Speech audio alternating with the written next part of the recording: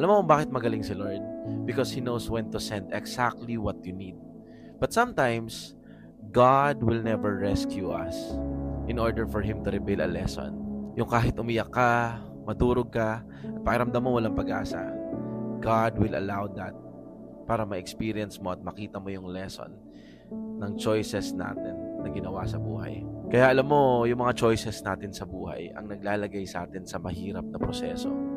Then we always expect God to rescue us.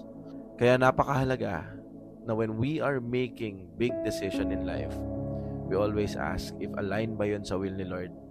Dahil kung hindi, napakahirap na proseso nun. Kasi kung hindi tayo tuturuan ng Panginoon, sino? Kaya it is important that during the process, you hold on to God.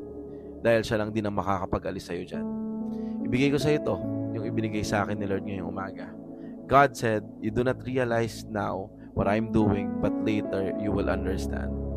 John 13:7. Hintayin mong i-reveal ni Lord kung bakit mo kailangan dumaan dyan. God bless you.